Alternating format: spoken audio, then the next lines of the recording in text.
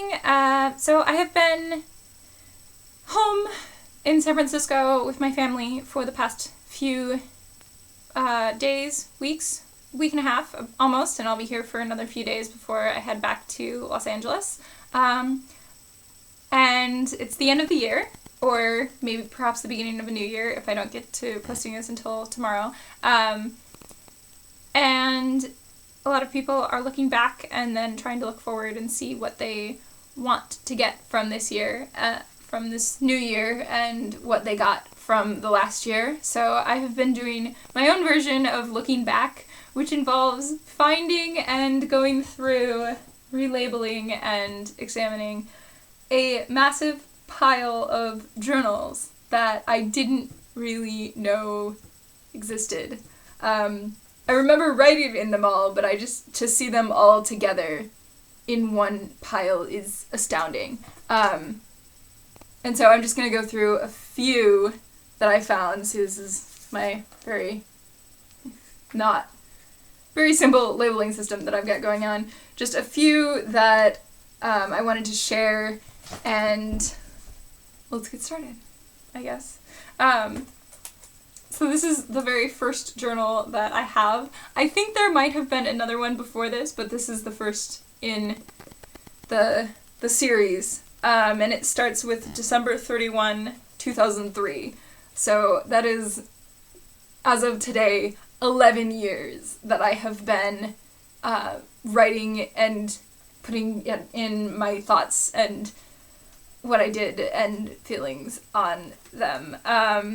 And I think this one, it was locked when I first found it because when you're 13, you need to lock all your thoughts away.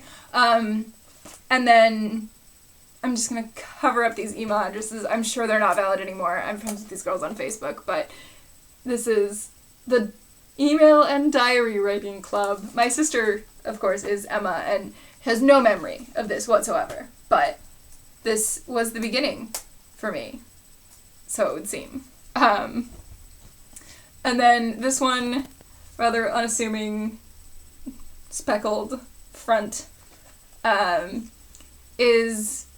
chronicles when my family moved from New Jersey to San Francisco.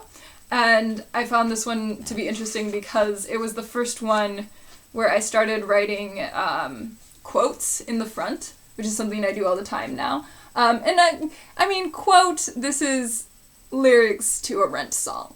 And then it ends with more song lyrics to The End of the World as we know it. But it's the beginning of a trend, for sure. And then this one I like because I made it. I actually bound this book. I took a bookbinding class my junior year of high school. It doesn't have lines in it, so it's a mess, but I like it a lot just because I made it, pretty much. This one chronicles my entire first year of college. It's also the longest period of time that I have in one book. It starts June 21, 2010 and ends July 27, 2011. So over a year in one book. And it was quite a year.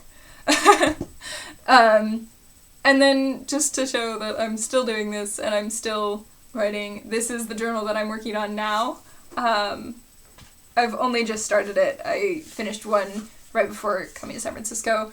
But the quote that I started with here is, opportunity is missed by people because it is in overalls and looks like work.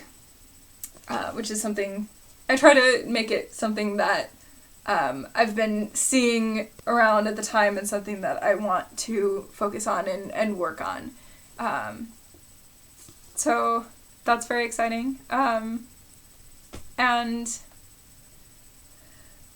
I don't know.